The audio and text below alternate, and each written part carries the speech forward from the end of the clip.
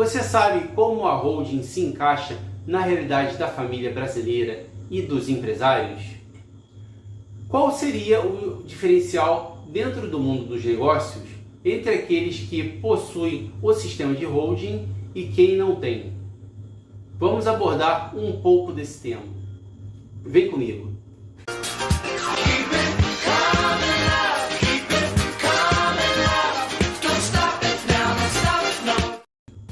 Olá, seja bem-vindo ao meu canal, onde eu falo tudo sobre planejamento patrimonial da família, para que você entenda a importância de organizar e proteger o seu patrimônio pelo sistema de holding familiar.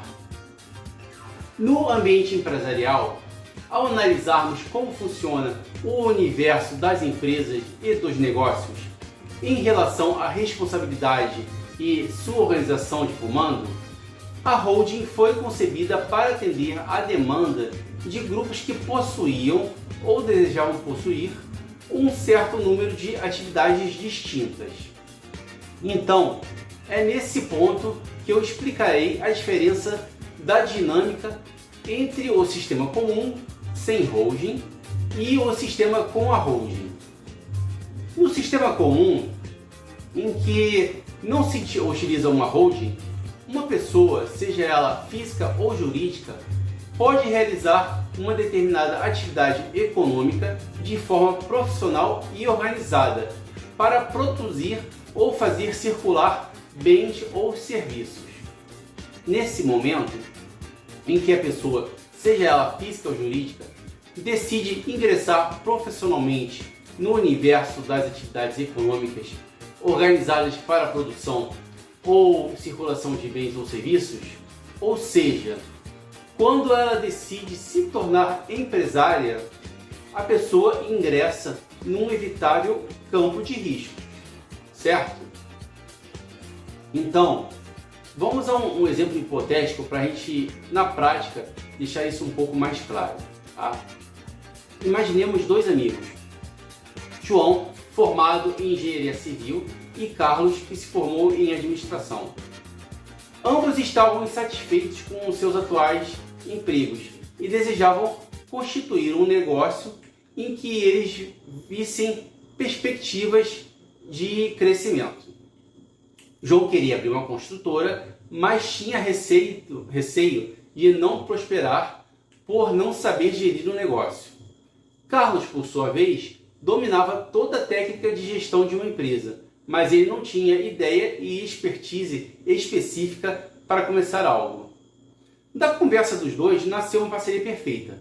João e Carlos constituíram uma sociedade e formaram a empresa João Carlos Construções e Reformas Limitada, que se tornou uma grande empresa desse setor na cidade que eles moravam.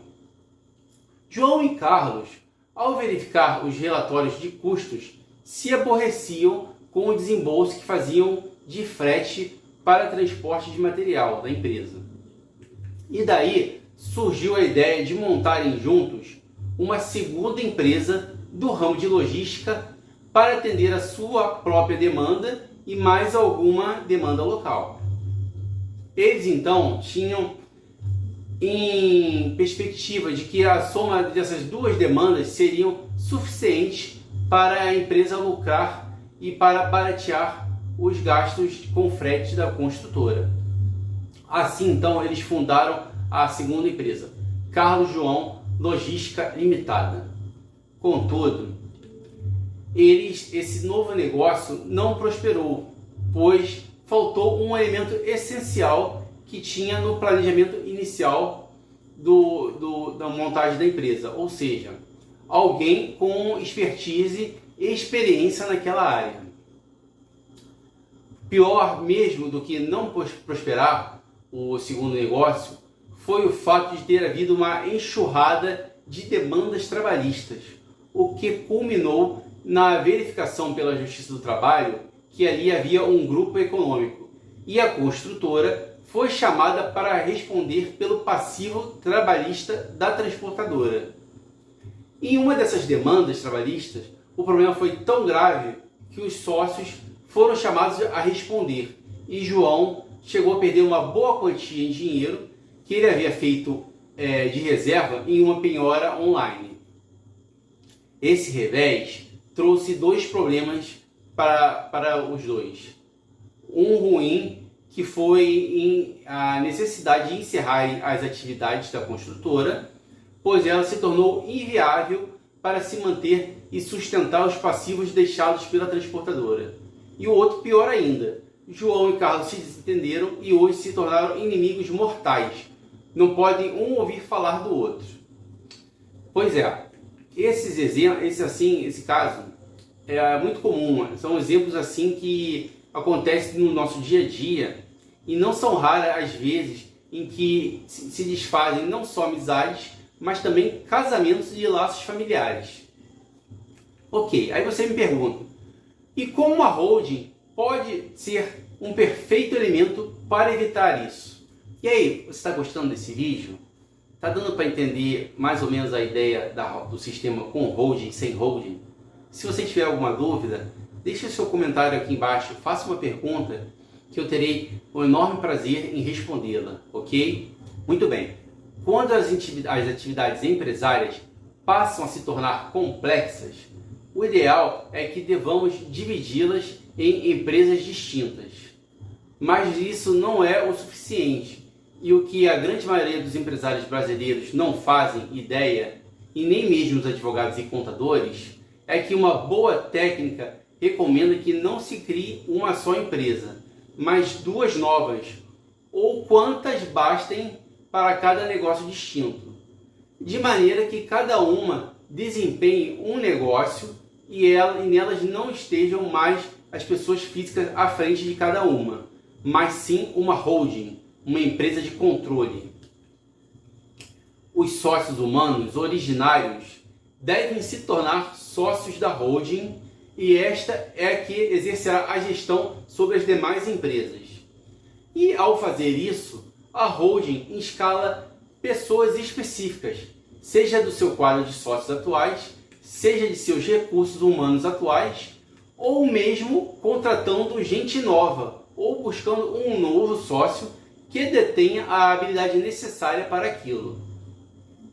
Enxergar que agora eles fazem de uma parte de uma controladora e que esta tem como função gerir negócios distintos, faz com que os sócios deixem de se maravilhar o quão promissor possa ser um negócio novo e fazem incluir no planejamento da instituição os dois elementos fundamentais a qualquer atividade: conhecimento específico do negócio e capacidade de mensurar riscos.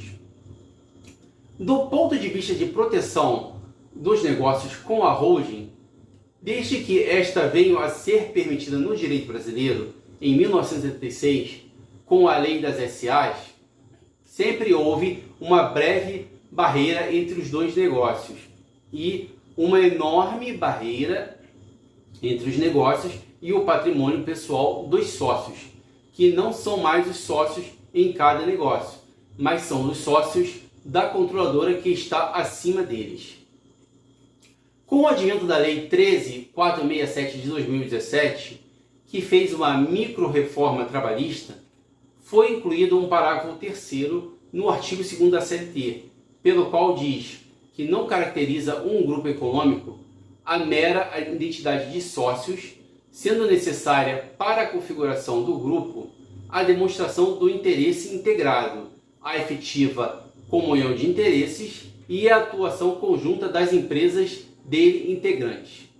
No nosso exemplo, neste cenário, o patrimônio de João não seria afetado e, após 2017, a construtora não sofreria aqueles reveses, pois não seria caracterizada como grupo econômico e, ainda que houvesse a identidade de sócios, a holding seria sócio das duas, Não existiria entre elas o interesse integrado, comunhão de interesses ou atuação conjunta.